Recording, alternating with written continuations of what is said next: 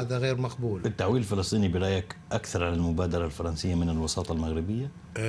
أنا لا أدري، يعني لا أعلم حيثية المبادرة المغربية، ولكن المبادرة الفرنسية تتحدث عن قرار يصدر عن مجلس الأمن، تتحدث عن الشرعية الدولية، يعني تتحدث عن إطار يحمل مرجعيات. يعني إذا كانت المبادرة المغربية حديث عن لقاءات تشاورية بين وفود إسرائيلية تمهد للقاء رئيس السلطة الفلسطينية ورئيس الوزراء. يعني إذا لم يكن في هناك أرضية مشتركة لهذه اللقاءات لن تنتج شيئا. ربما تكون الموافقة الفلسطينية على ذلك مجاملة إذا كانت هذه المبادرة لا تحمل في طياتها اتفاق حول أرضية مشتركة. المفاوضات، نحن الموقف الفلسطيني معروف جيدا، الموقف لإسرائيل طرح في وثائق وخرائط وكل التفاصيل. حتى اللحظة لا إجابة إسرائيلية حول هذا الموقف. عندما تجيب إسرائيل ونحن نعرف ماذا تريد إسرائيل، عندها يمكن للمفاوضات أن تكون مجدية.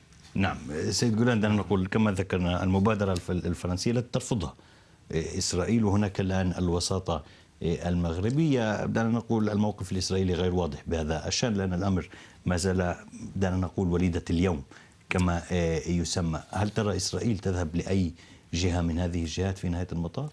بالنسبة للمبادرة بالخاص، هذه المبادرة أنا في اعتقادي لا غير فرنسية. الفرنسية كانت مبادرة سياسة إرضاء الأقليات المسلمين داخل فرنسا، وكما قلت دائما فسأقول أنا أنصح لفرنسا أولا أن تدير الشؤون داخل فرنسا. هناك إرهاب عالمي أولا ربما يهدد على العواصم الأوروبية. لكن نرجع إلى موضوع بالنسبة للمملكة المغربية. أنا في اعتقادي هذه هي نقطة ضوء. أنا أبارك الملك، هذا الملك محمد السادس وأبوه رحمه والله حسن الثاني.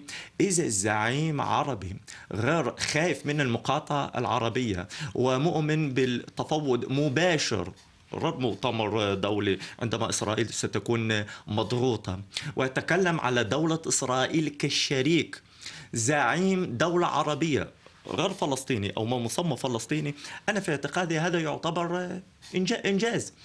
هذا الملك هو فعلا رجل مثقف مفتوح، هو حقيقة سامع، هو فعلا سوى إصلاحات. إذا نتكلم على الربيع العربي، ما ظل من الربيع العربي إلا إرهاب إسلامي، لكن هذا الملك بالتدريج سوى إصلاحات داخل المغرب. وأنا أحترم الملك في كثير يهود، من فضلك كمقادمة في كثير يهود الشرقيين بالخاص من الطائفة المغربية يحترموا الملك. المغرب كدولة كمملكة بالمعاكس من السعودية، بالمعاكس من دول العدو، ما كانت عدوانية تجاه إسرائيل. الملك كان شجاع مثل المرحوم السادات ومثل الملك حسين، قصدي حسن الثاني. ولو المقاطعة العربية كان مؤمن بالعلاقات الرسمية مع دولة إسرائيل، ولو الضغط العربي، ولو النفط العربي. وأن